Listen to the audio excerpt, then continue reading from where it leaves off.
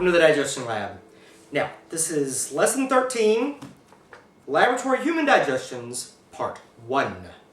Now, for this lab, what you're going to need is several things. You need 2 hard-boiled eggs.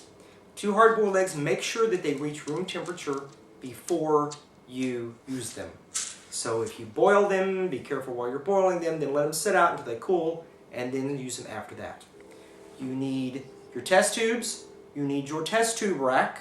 You should be able to assemble this. Your high school students, not rocket science to assemble this, but your test tube rack.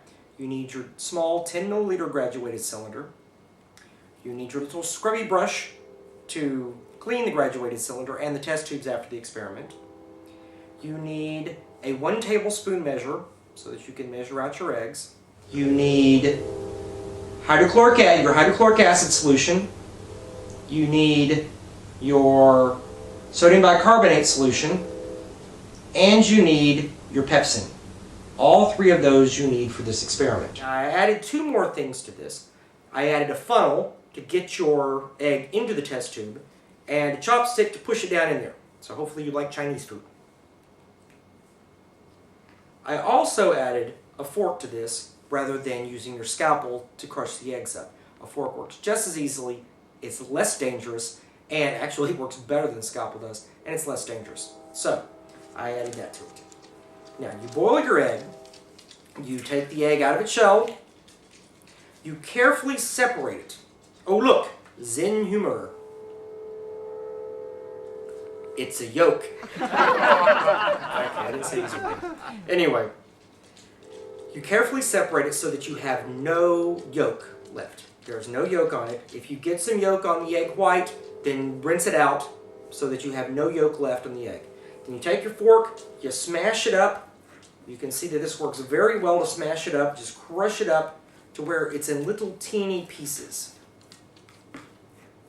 Teeny, teeny, teeny little pieces, just like that. Then you're going to use 1 tablespoon of egg yolk. 1 tablespoon of egg yolk goes into each of the 5 test tubes. See that these have all been labeled 1, 2, 3, 4, and 5. That way you know which is in each. You add the chemicals to it. Now when you add the chemicals to it, first of all, I'm going to just read to you what it says about hydrochloric acid. It says, contact with hydrochloric acid can cause permanent damage to eyes, severe burns, and ulcerations on skin. Inhalation may damage your respiratory tract. Do not breathe vapors. This goes for all of them. Sodium bicarbonate, the pepsin, and the hydrochloric acid. Do not breathe them. Do not play with them. Do not get them on your skin. This is why we're going maxed out for safety on this. The gloves, the goggles, which you should wear. I was wearing while I poured all of these. Since I'm not pouring anything now, I'm not wearing them. But wear your goggles while you're pouring anything. You don't want anything to splash in your eyes. Wear your lab apron.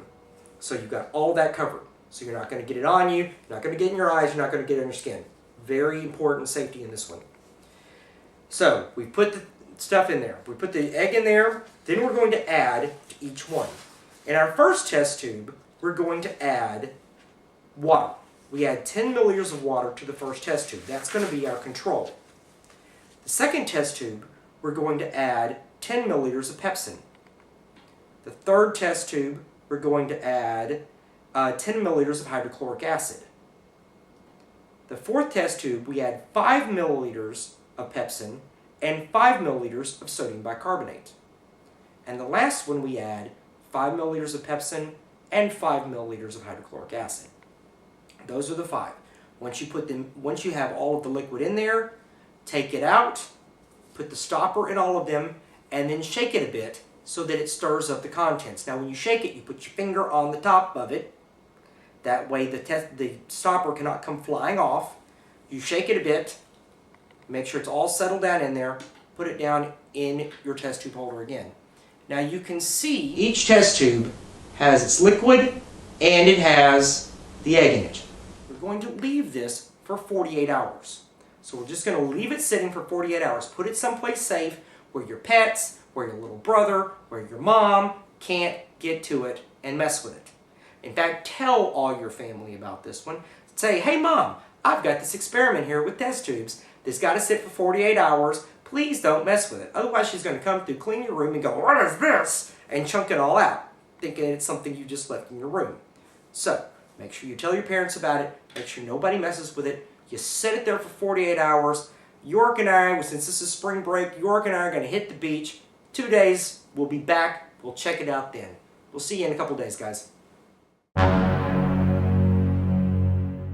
Hi, and welcome back.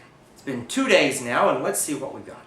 Now, in the rest of this lab, what you're going to need to be doing is you're going to be looking at each of these to see how much was digested. Check and see which one you think was digested the most, which one you think was digested the least. So you're going to be kind of ranking these out. Now you can see if we go 1, 2, 3, 4, and 5 went and popped its top along the way somewhere. So that could happen. Now the other thing that they're wanting you to do in this lab is to test each one for the pH. Now to do this you use these little pH strips. Now if you look at the pH strip, there's a number on every square except the one in the middle.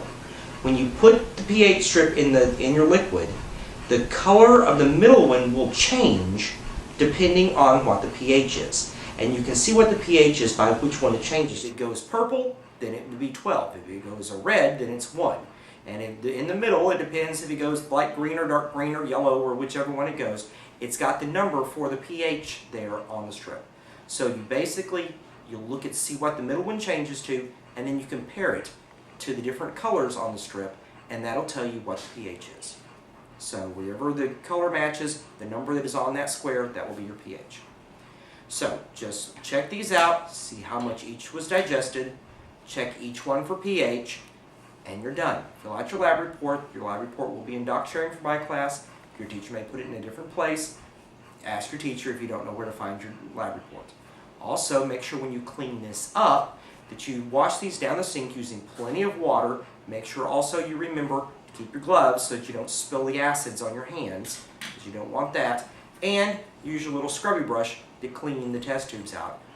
Let your test tubes dry, put them away, because you will need them in future experiments. So I hope this has been a fun lab for you.